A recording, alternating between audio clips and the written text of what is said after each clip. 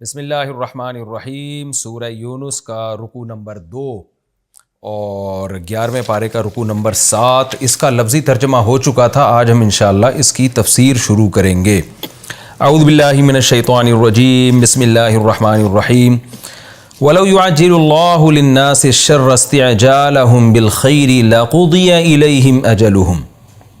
اللہ تعالیٰ انسان سے ان آیتوں میں شکوہ کر رہے ہیں کہ اگر اللہ تعالیٰ لوگوں کے لیے جلدی کر دیتے شر میں، یعنی کوئی بھی گناہ کرتا اور فوراً اللہ کی طرف سے عذاب آ جاتا، جلدی آتا عذاب، اتنا جلدی، استعجالہم بالخیر، جتنا لوگ جلدی میں جاتے ہیں خیر کو طلب کرنے میں۔ جیسے آپ کو کوئی نعمت ملنے والی ہو نا، تو انسان کی خواہش کیا ہوتی ہے؟ فوراً ملے، فوراً ملے۔ آپ جب نیک عمل کرتے ہیں تو آپ کی خواہش ہوتی ہے فوراً مجھے بدلہ ملے اس کا، فوراً جنت ملے، فوراً اچھا بدلہ ملے مجھے اس کا۔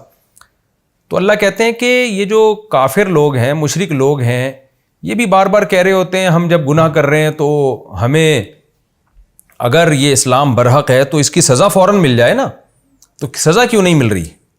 اسی طرح مسلمان گناہ گار بھی یہی سوچ رہے ہوتے ہیں، بھائی سزا کیوں نہیں مل رہی؟ تو اللہ کہتے ہیں بھائی جتنی تمہیں کسی خیر کے طلب کرنے میں جلدی ہے نا، اتنی اگر اللہ جلدی عذاب دینے میں کرنا شروع کر دے تو پھر ہوگا پتہ ہے کیا؟ لَقُضِيَ إِلَيْهِمْ أَجَلُهُمْ، تمہاری اجل کا فیصلہ کر دیا جائے گا، تمہارا کام تمام کر دیا جائے گا، تم سب تباہ و برباد ہو جاؤ گے۔ پھر یہ دنیا دارالامتحان نہیں رہے گی، یہ دارالجزا بن جائے گی، سزا کا گھر بن جائے گی۔ تو اللہ نے یہ امتحان کی جگہ رکھی ہے، اور رزلٹ ہمیشہ امتحان میں دیر سے اناؤنس ہوتا ہے، فوراً اناؤنس نہیں ہوتا۔ بس اب اللہ کا قاعدہ یہ ہے کہ سزا فوراً نہیں دینی، جس کا رزلٹ کیا ہے؟ فَنَذَرُ الَّذِينَ لَا يَرْجُونَ لِقَاءَنَا، پس ہم چھوڑ دیں گے ان لوگ کو، لا يَرْجُونَ لِقَاءَنَا، جو ہم سے ملاقات کی امید نہیں لگاتے، جن کا خیال یہ ہے کہ ہم مٹی ہو کے ختم ہو جائیں گے، اتنا بڑا جرم کر رہے ہیں لیکن ایسے مجرموں کو بھی ہم چھوڑ دیتے ہیں۔ فی طغیانہم یعمہون، ان کی سرکشی میں اس طرح چھوڑ دیتے ہیں کہ یعمہون، وہ حیران سرگردان گھوم رہے ہیں، اس میں ٹکرے مار رہے ہیں، ہدایت نہیں مل رہی ان کو، ہم چھوڑ دیتے ہیں، فوراً سزا نہیں دیتے۔ وَإِذَا مَسَّ الْإِنسَانَ الضُّرُّ دَعَانَا لِجَنبِهِ أَوْ قَاعِدًا أَوْ قَائِمًا۔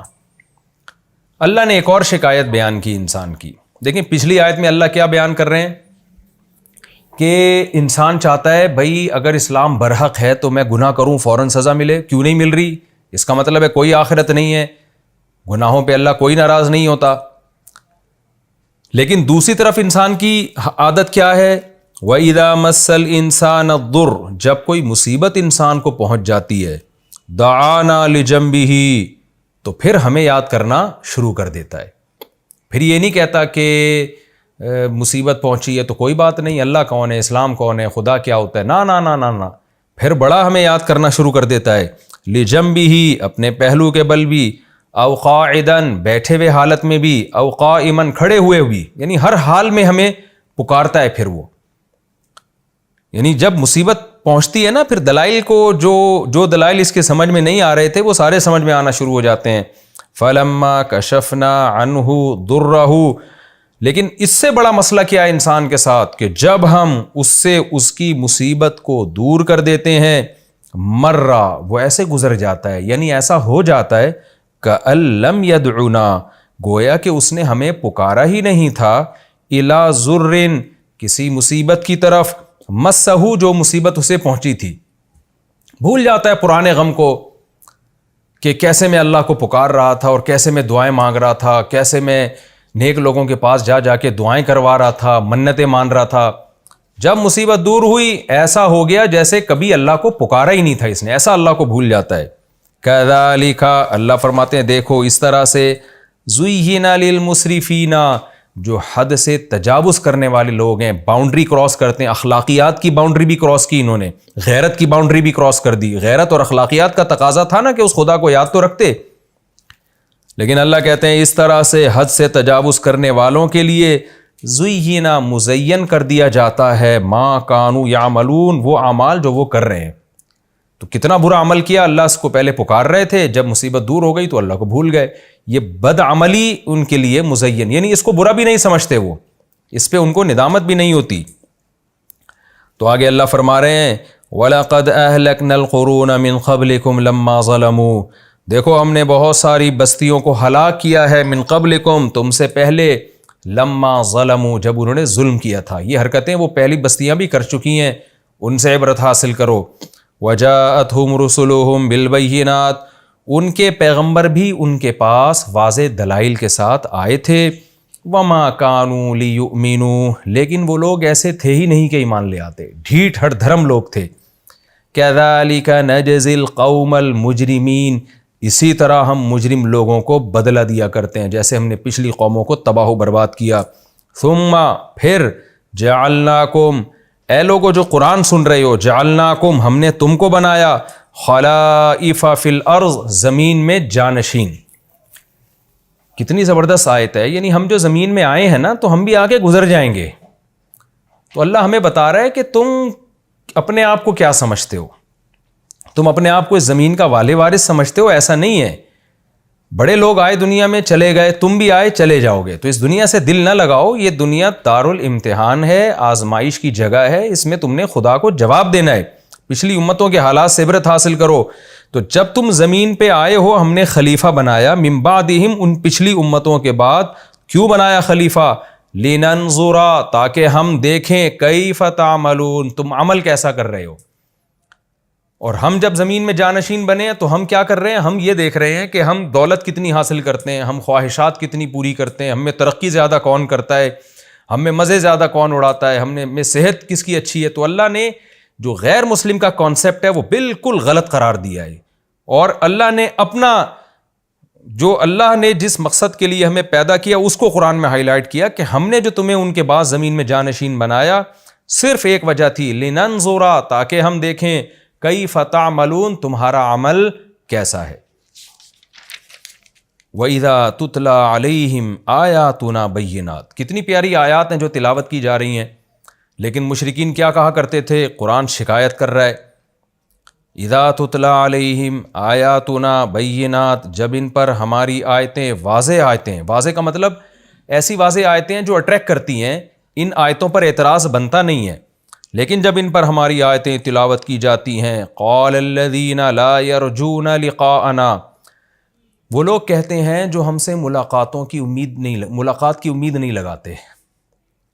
کیونکہ اگر وہ ملاقات کی امید ہوتی نا کہ ایک دن اللہ کے سامنے کھڑے ہونا ہے, تو پھر ایسی بات کرتے نہیں. آخرت کے جو منکر لوگ ہیں وہ کیا کہتے ہیں, ایتی بقرآن غیر ھذا, اے نبی آپ قرآن لے آئیں غیر ھذا, اس کے علاوہ. یعنی ہم آپ کو اپنا سردار بھی مان لیں گے, ہم آپ کو قوم کا لیڈر بھی مان لیں گے. معاذ اللہ نقل کفر, اگر آپ کو یہ شوق ہے لیڈر بننے کا, کوئی سیاسی لیڈر کا یا بادشاہ بننے کا, معاذ اللہ, تو یہ قرآن کے علاوہ کوئی اور کتاب لے آئیں, ہم آپ کو فالو کرنا شروع کر دیں گے. ٹھیک ہے, آپ عرب کے ایک بڑے خاندان میں پیدا ہوئے, آپ کے والد ایک بزرگ تھے, ان کی ایک خاندانی شرافت تھی, آپ کے چچا, آپ کے دادا, سارے قریشی ہاشمی, بیت اللہ کی چابیاں ان لوگوں کے ہاتھ میں تھیں, آپ بڑے اونچے خاندان کے, آپ کی شرافت بھی مشہور ہے, آپ نے کبھی زندگی میں زبان سے جھوٹ نہیں بولا. تو اگر یہ معاذ اللہ نقل کفر جو کچھ آپ نے دعوے کیے ہوئے ہیں, آپ کا مقصد کوئی سیاسی لیڈر ہے یا ہماری قیادت ہے, تو آپ ایک ہماری بات پر یعنی تھوڑی سی ہمارے ساتھ کمپرومائز کر لیں کہ یہ جو کتاب آپ نے پیش کی ہے نا, اس کے علاوہ کوئی اور کتاب لے آئیں آپ. او بدلہ, یا اگر 100% کوئی دوسری کتاب آپ کے لیے پیش کرنا ممکن نہیں ہے, بدلہ, اس کو تھوڑا چینج کر دیں, کچھ اپنا رکھیں, کچھ ہماری مرضی کی چیزیں اس میں ڈال دیں. وہ ان کی مرضی کی چیزیں کیا ہوں گی بھائی, یہ جو بت پرستی کے خلاف اتنا زیادہ بول رہے ہیں اور آخرت میں جہنم کی وعیدیں سنا رہے ہیں, اس طرح کی چیزیں تھوڑی کمپرومائز کر لیں. تو قرآن کیا کہہ رہے ہیں, یہ بات وہی لوگ کریں گے جن کو کہ دل میں اللہ کا خوف نہیں ہے, آخرت کی ملاقات کی امید نہیں ہے, وہ یہ بات کریں گے. تو اے نبی آپ جواب میں کہہ دیجئے, قل, اے نبی ان سے کہہ دیجئے, ما یکون لی, میرے لیے یہ لائق ہی نہیں ہے, میرے لیے پاسبل ہی نہیں ہے, ان ابدلہ, کہ میں اس قرآن کو چینج کر دوں. دوسرا قرآن لانا تو دور کی بات, اس میں ذرہ برابر بھی چینجنگ, ما یکون لی, میں نے بار بار بتایا نا, کان لی ما یکون لی، یہ سب کس کے معنی میں ہوتا ہے کہ پاسبل ہی نہیں ہے میرے لیے. من تلقائی، تلقا کہتے ہیں جانب، من تلقائی نفسی، میں اپنے نفس کی جانب سے، یعنی اپنی طرف سے میں اس میں کوئی چینجنگ کر لوں یہ میرے لیے پاسبل ہے ہی نہیں. تو مجھ سے ایسا مطالبہ کر کیوں رہے ہو جس کی مجھ میں طاقت اور پاور ہی نہیں ہے. تو بڑی زبردست آیت ہے یہ بھی. اس سے کیا پتہ چلتا ہے ہمیں کہ اسلام کے جو احکام ہیں نا وہ کوئی کسی اسمبلی میں منظور نہیں ہوئے ہیں.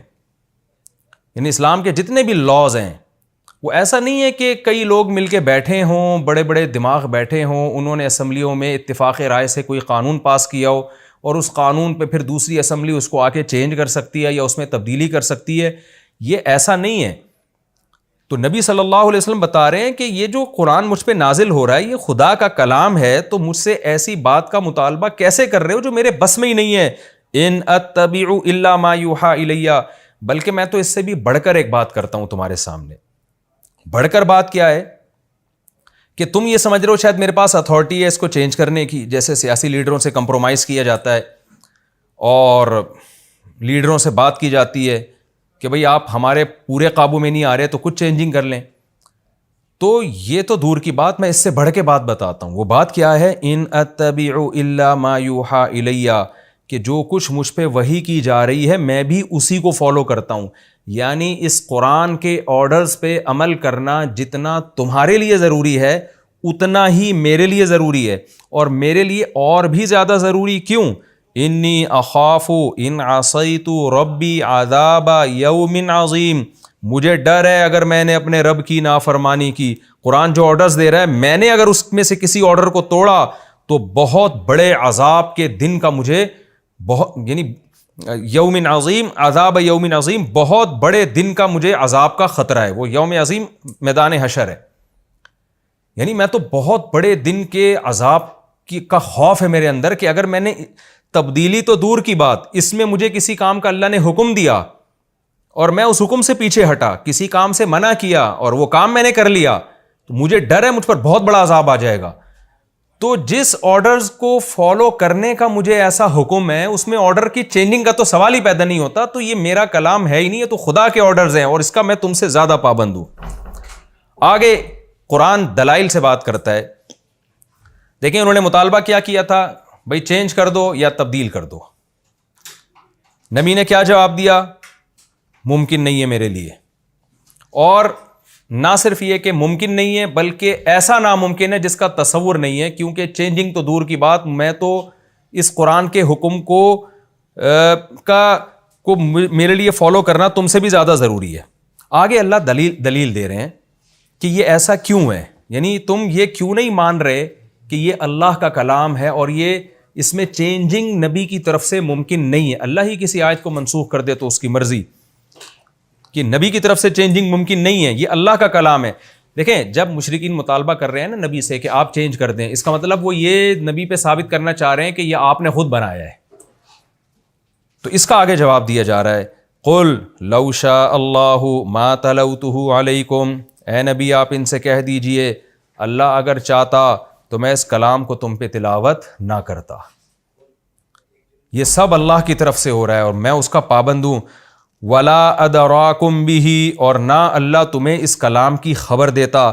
فقد لبثت فیکم عمرا من قبلہ، اس سے پہلے میں نے زندگی کا عمر کا ایک بہت بڑا حصہ تم میں گزار دیا. لبثت میں رہا ہوں، فیکم تمہارے درمیان، عمرن ایک عمر، یہ تنوین اس کے لیے آتی ہے کہ ایک عمر کا ایک حصہ، من قبل ہی اس سے پہلے، کیونکہ مشرکین مکہ میں آپ رہے نا 40 سال کے بعد آپ کو نبوت ملی، تو میں نے 40 45 50 سال تمہارے درمیان گزارے ہیں.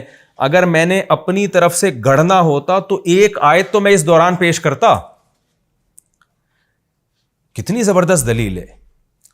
اس کی مثال ایسے ہے کہ دیکھیں جو جرم کرتا ہے نا وہ ایک دم سے بہت بڑا مجرم نہیں بن جاتا.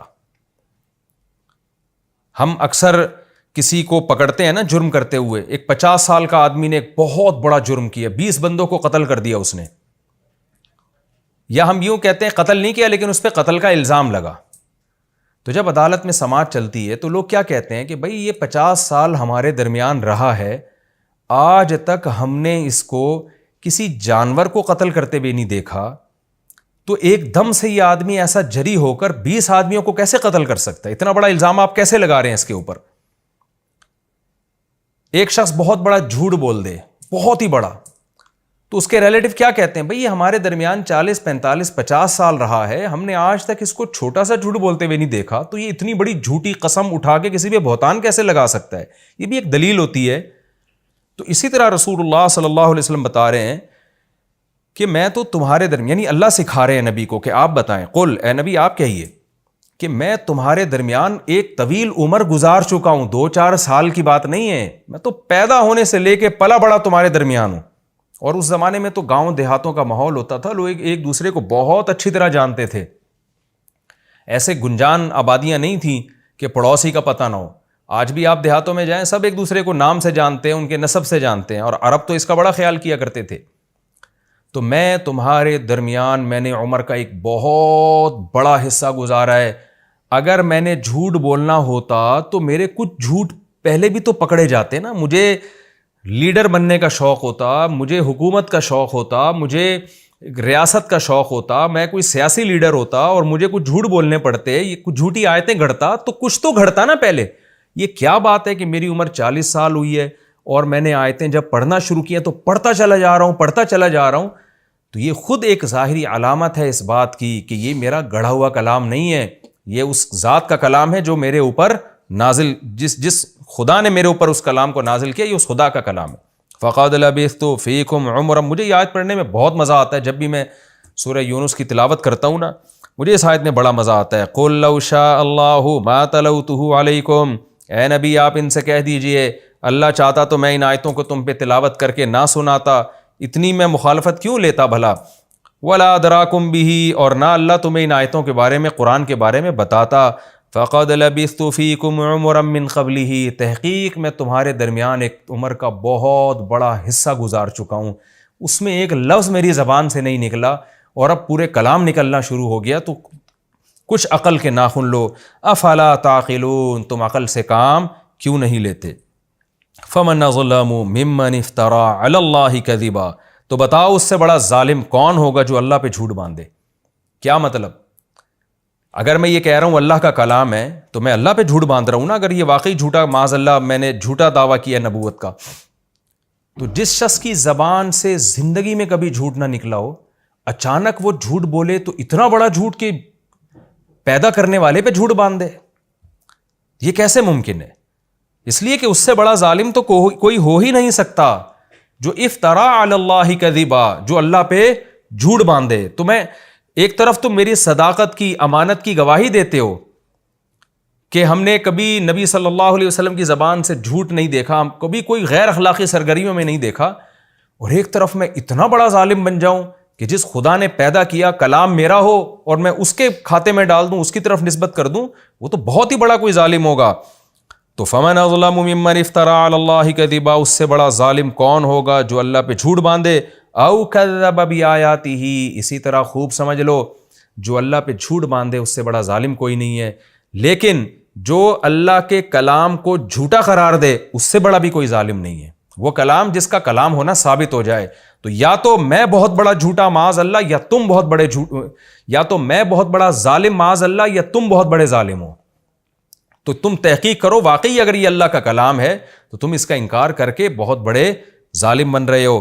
انہ لا یفلح المجرمون، بے شک بات یہ ہے کہ مجرم لوگ کبھی کامیاب نہیں ہوتے۔ اگر میں نے اللہ پہ جھوٹ باندھا ہے تو سب سے بڑا ظالم میں، اور اگر میں نے جھوٹ نہیں باندھا، واقعی اللہ کا کلام ہے، تو خوب سمجھ لو پھر اس کا انکار کر کے تم سے بڑا ظالم پھر کوئی نہیں ہوگا، اور ایسے مجرم لوگ کبھی کامیاب نہیں ہوتے۔ وَيَعْبُدُونَ مِن دُونِ اللَّهِ مَا لَا يَضُرُّهُمْ وَلَا يَنفَعُهُمْ، مشرکین یہ سارے کام کر کیوں رہے ہیں؟ قرآن کو جھوٹا کیوں قرار دے رہے ہیں؟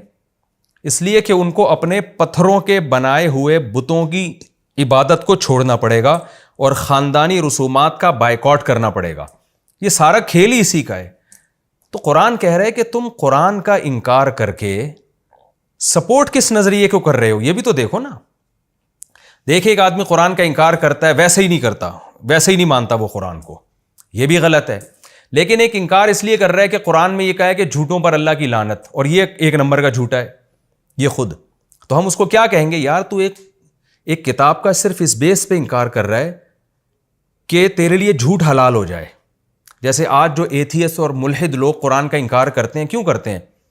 اس لیے نہیں کہ ان کو قرآن کے قرآن ہونے کا یقین نہیں ہے، اس لیے کہ قرآن کی تعلیمات ان کو باؤنڈ کر دیتی ہیں. قرآن ان سے زنا چھڑوائے گا، قرآن ان سے ہومو سیکشولیٹی چھڑوائے گا، قرآن ان کو ماں باپ کا احترام سکھائے گا، قرآن ان سے شراب چھڑوائے گا، قرآن ان کو نماز کا پابند بنائے گا. تو ان کو قرآن سے دشمنی کیوں ہے؟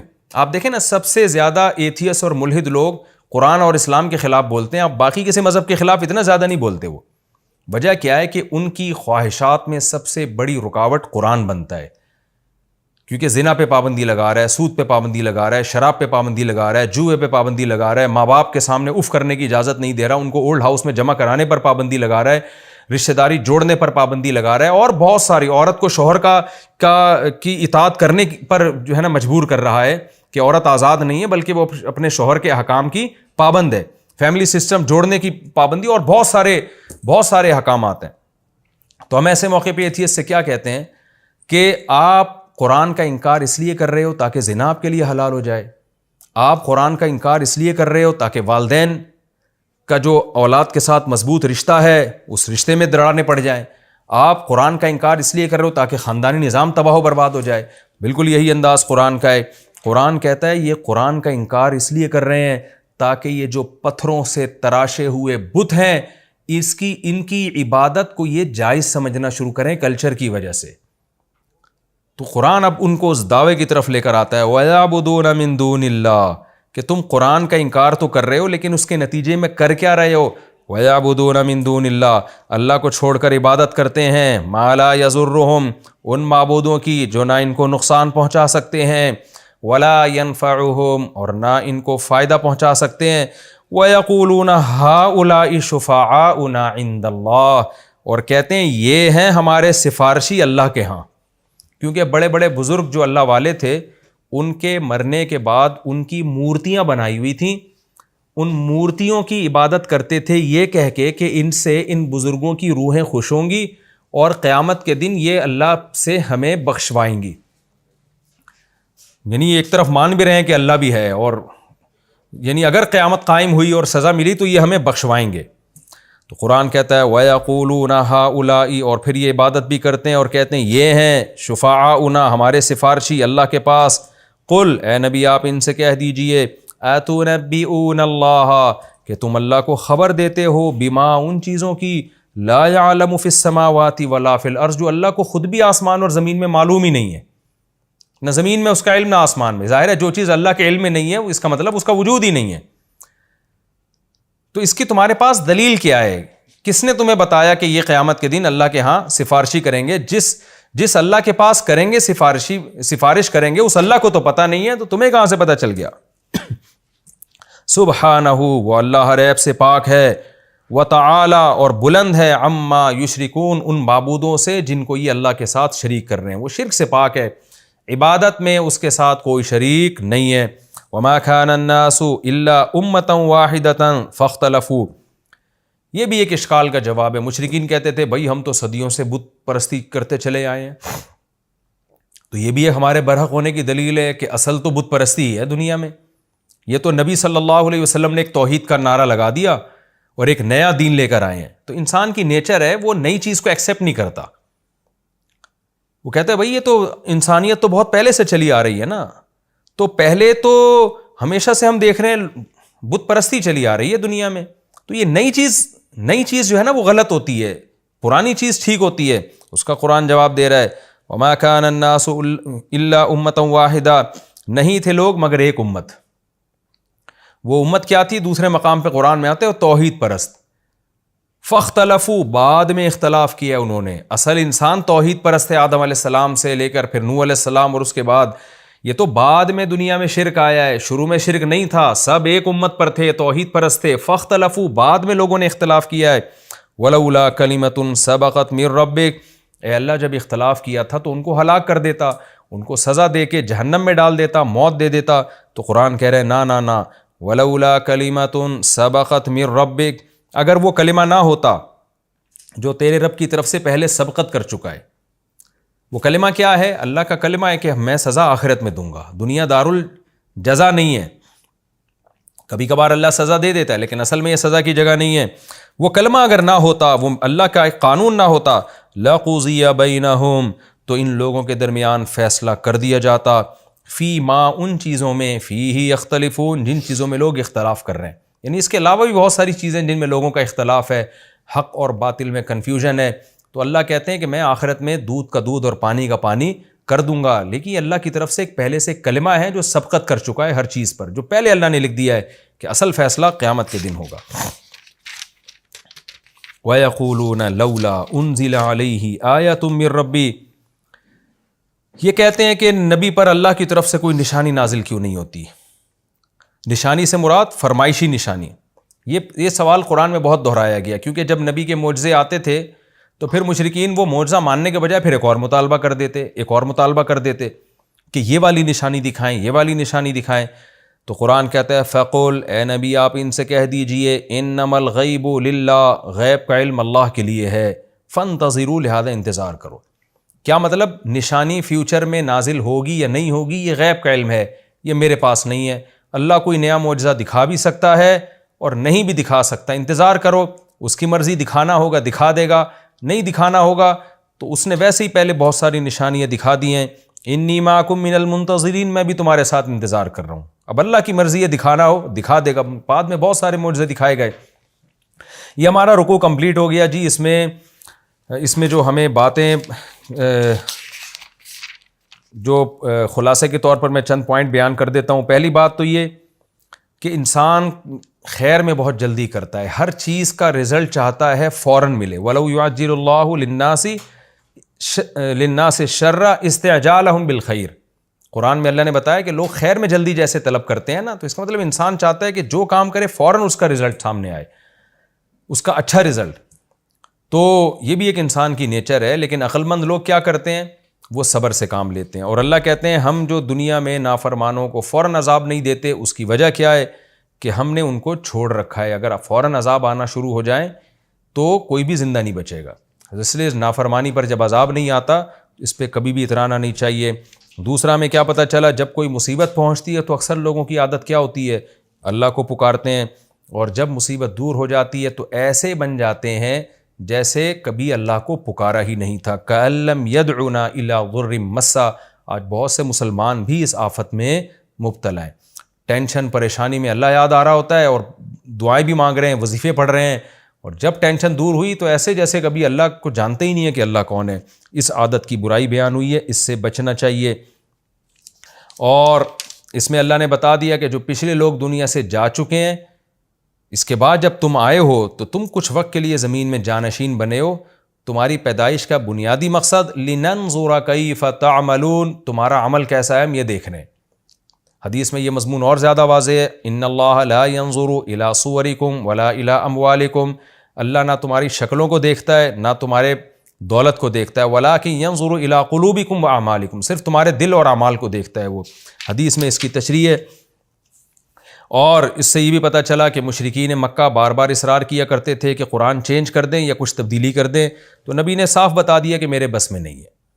تو آج جو اتحاد ادیان کے نام پہ کوششیں ہو رہی ہیں کہ مسلم، عیسائی، ہندو، ان سب کو کسی ایک پلیٹ فارم پہ جمع کیا جائے اور کچھ تھوڑی سی چینجنگ کر لی جائے، کچھ یوں کر لیا جائے، تو یہ بھی اسی کی ایک کوشش ہے۔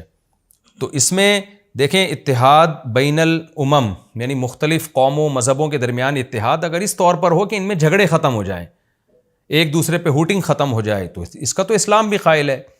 لیکن اگر اس طور پر ہے کہ اتنا کمپرومائز کر لیں کہ ہم ان کی مذہبی رسومات کو فالو کرنا شروع کر دیں، اور جناب ہم ان کو مطمئن کرنے کے لیے مندروں میں جا کے بتوں کے سامنے جھکنا شروع کر دیں، اور کبھی مسلمان چرچوں میں جائیں اور وہاں جا کے عبادت شروع کر دیں، تو جو کہ اسلام کی تعلیمات کے بالکل اگینسٹ ہے، اس کی قطعاً اجازت نہیں ہے۔ تو کمپرومائز کے لیے بھی کچھ حدود ہیں۔ آج ہم نے بہت سے لوگوں کو دیکھا ہے کہ وہ اسلامی حکام ہی چینج کر لیتے ہیں۔ بعض لوگوں نے جہاد کا انکار کر دیا، بعض لوگوں نے غیر مسلموں کو خوش کرنے کے لیے اسلام کے جو 4 شادیوں کا فلسفہ ہے اس کا انکار کر دیا، کیونکہ اس سے جو لبرل عورتیں ہیں ان کو بڑا غصہ آتا ہے، تو اس کا انکار کر دیا۔ بعض لوگوں نے کیا کیا کہ وراثت کے حکام میں کچھ چینجنگ کر دی۔ اب اسلام میں جو یتیم پوتا ہے، ایک شخص کا انتقال ہوا، زید کا انتقال ہوا، اس کے 2 بیٹے ہیں، ایک بیٹے کا زید کی زندگی میں انتقال ہو گیا اور ایک بیٹا زندہ ہے، تو جس کا زید کی زندگی میں انتقال ہوا اس کے بھی بچے اگر ہیں تو اسلام میں ان بچوں کا کوئی حصہ نہیں ہے، اس لیے کہ زید کے جس بیٹے کا زید کی زندگی میں انتقال ہو گیا اس کا حصہ ختم ہو گیا،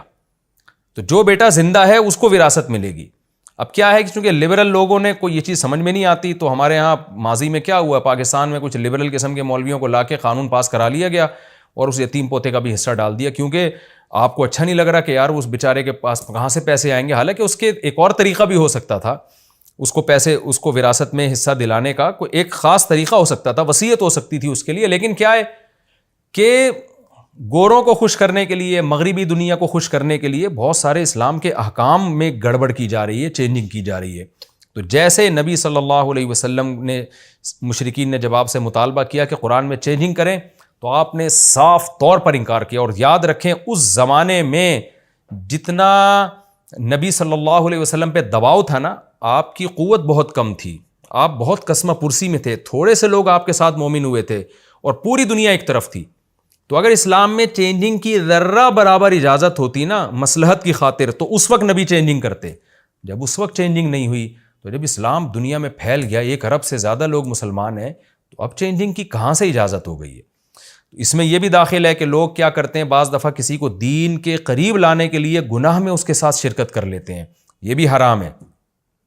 مثال کے طور پر ایسے واقعات آپ نے سنے ہوں گے کہ جی ایک آدمی کی بینک کی آمدن تھی، تو آپ نے اس کو دین پہ لانے کے لیے اس کے پیسوں سے چائے پی لی تاکہ دین کے قریب کروں، حالانکہ آپ نے جب اس کے ساتھ کھانا کھایا ہے وہ تو اسی حرام پیسوں سے کھانا کھلا رہا ہے، جو اگر حرام ہے، ہر بینک میں جاب بھی حرام نہیں ہے اور بینک کے ہر شعبے کی ارننگ بھی حرام نہیں ہے، اگر حرام شعبے سے اس کا تعلق ہے، سود میں انوالومنٹ ہے کسی طریقے سے، تو آپ اس کے خرچے پہ چائے نہیں پی سکتے، الا یہ کہ آپ وہ پہلے نیت کریں صدقہ کرنے کی اور اس کو بتائیں، وہ ایک لمبا ٹاپک ہے۔ تو اسلام کی ایک باؤنڈری ہے، جوڑ پیدا کرنے کے لیے بھی آپ کو اس باؤنڈری کو کراس کرنے کی اجازت نہیں ہے۔ لوگ کیا کرتے ہیں، مخلوط گیدرنگ میں شادیوں میں چلے جاتے ہیں، اب جیسے لڑکے لڑکیاں اکٹھے ہیں، ایک بےہودگی کا ماحول ہوتا ہے شادیوں میں، ہم نے دیکھا بعض داڑھیوں والے بھی چلے جاتے ہیں، ان کو منع کرو یار یہ تو گناہ کی مجلس ہے، غلط ہے، آپ کیوں جا رہے ہو؟ تو جواب کیا دیتے ہیں، بھائی رشتہ داری جوڑنے کے لیے، تو رشتہ داری جوڑنے کی بھی ایک باؤنڈری ہے، اس کو بھی آپ اس باؤنڈری کو کراس نہیں کر سکتے۔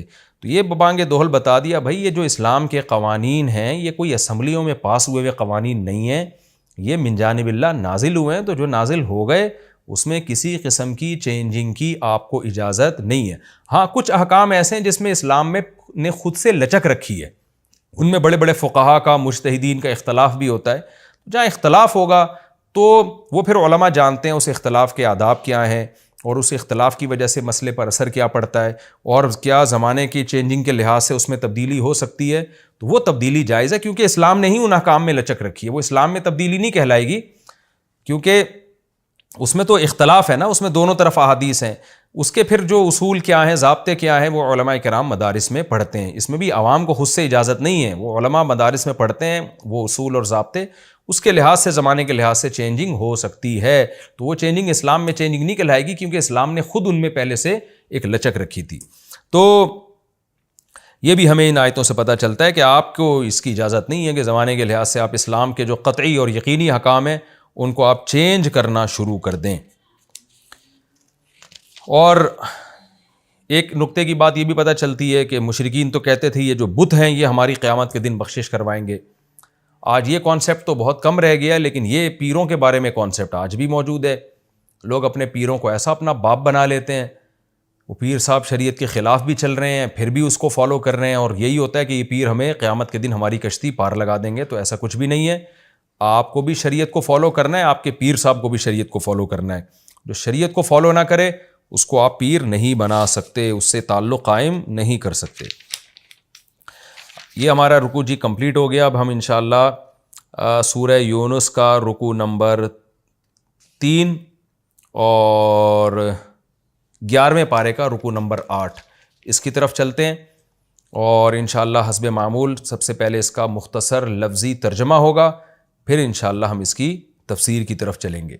وَإِذَا أَذَقْنَا النَّاسَ رَحْمَةً، اب آسان ترجمہ میں جلدی کر دیتا ہوں، وَإِذَا أَذَقْنَا النَّاسَ رَحْمَةً، اور جب ہم انسان کو چکھاتے ہیں کوئی رحمت، مِن بَعْدِ ضَرَّاءَ، مصیبت کے بعد، مستہم جو مصیبت ان لوگوں کو پہنچی ہو، اذا لہم میں نے بتایا تھا نا اذا اچانک کے لیے بھی آتا ہے، اذا لہم مکرن اچانک ان کے لیے مکر و فریب کرنے لگتے ہیں، یہ لوگوں کے لیے ایک مکر ہو جاتا ہے، فی آیاتنا ہماری نشانیوں میں، تفسیر میں اس کی ڈیٹیل آئے گی انشاءاللہ۔ قل اللہ اسرع مکرا، اے نبی آپ ان سے کہہ دیجیے اللہ جو ہے وہ مکر کے اعتبار سے زیادہ تیز ہے، یعنی مکر کا جواب دینے میں۔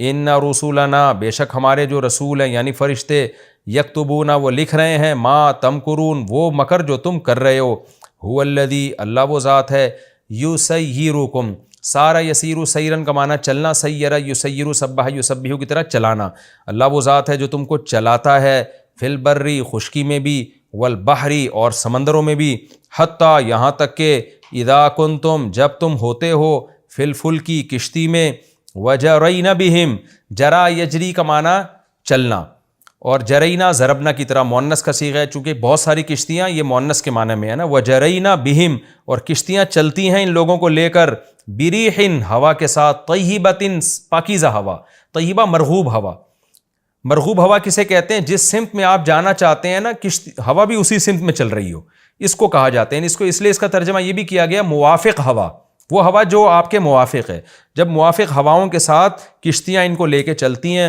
وَفَرِحُوا بِهَا اور ان ہواؤں پہ یہ خوش ہو جاتے ہیں، پھر کیا ہوتا ہے؟ جاءتها ان کشتیوں کے پاس آتی ہے، ریح ایسی ہوا، عاصف جو بہت تیز ہوا ہوتی ہے یعنی مخالف ہوا، وجاءہم الموج من کل مکان اور ہر طرف سے موجیں ان کو آ کے گھیر لیتی ہیں، وظنوا اور یہ سمجھنے لگتے ہیں، انہم کہ بے شک یہ لوگ، احیط بہم ان کا احاطہ کر لیا گیا ہے، یعنی چاروں طرف سے ان کو گھیر لیا گیا ہے موجوں میں۔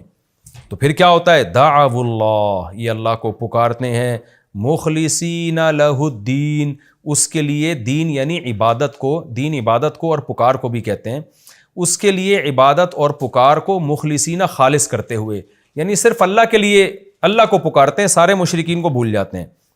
کہتے کیا ہے؟ لئن انجیتنا اے اللہ اگر انجیتا تو نے نجات دی ہم کو، من ہذہ اس مصیبت سے، لنکونن ہم ضرور بالضرور ہو جائیں گے، من الشاکرین شکر کرنے والوں میں، فلما پس جب، انجاہم انجا ینجی انجا نکرما یکرمو کی طرح، جب اللہ نے ان کو نجات دے دی، اذا ہم یبغون اچانک، اذا بتایا تھا نا اچانک کے معنی میں بھی، اذا ہم یبغون فی الارض اچانک یہ بغاوت کرنے لگتے ہیں، بغا یبغی کا معنی بغاوت، اچانک یہ بغاوت کرنے لگتے ہیں زمین میں، بغیر الحق ناحق بغاوت شروع کر دیتے ہیں، سرکشی یہاں مراد ہے سرکشی۔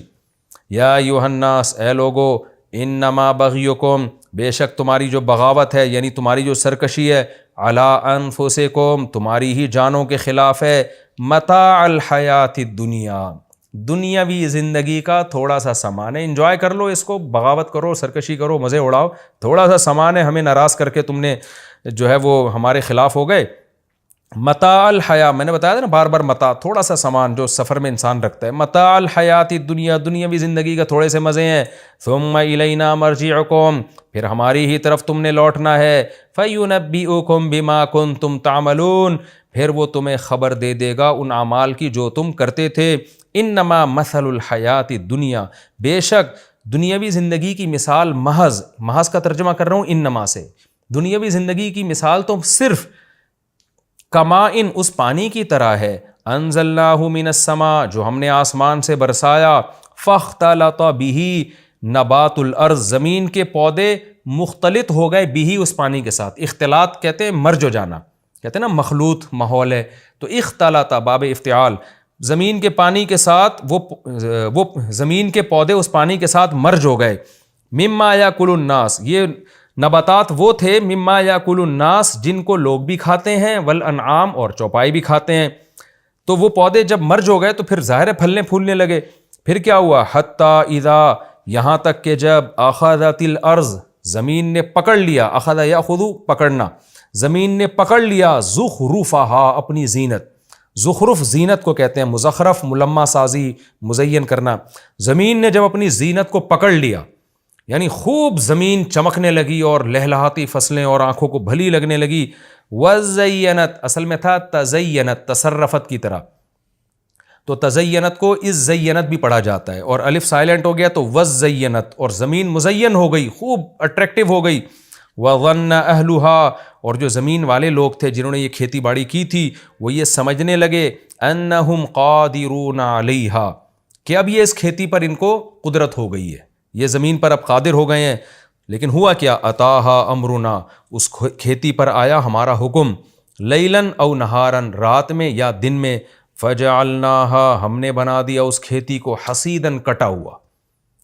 ایسا کوئی عذاب آیا، حصید کٹی ہوئی چیز کو کہتے ہیں، بالکل کٹا ہوا بنا دیا، اجاڑ دیا۔ کأن لم تغنا، غنیہ یغنا کئی بار آ چکا ہے، اس کا معنی ہوتا ہے رہنا۔ لم تغنا، یہ چونکہ زمین مؤنث ہے نا اس لیے، یہ کھیتی بھی مؤنث ہے یہاں پہ۔ کأن لم تغنا، گویا کہ یہاں رہی ہی نہیں ہے کھیتی، بالامس، کل، امس گزشتہ کل کو کہتے ہیں، یعنی کل یہاں پر کوئی کھیتی تھی نہیں، ایسا عذاب آیا اور سب چٹ ہو گیا ایک سیکنڈ کے اندر۔ تو یعنی اس دنیا کی مثال ایسے کھیتی کی طرح ہے۔ تو تم بھی جب مرو گے نا اور یہ سب کچھ ختم ہوگا، تمہیں بھی ایسا لگے گا اتنی ترقی کی اور چند سیکنڈ میں ساری ترقی کا ستیہ ناس ہو گیا۔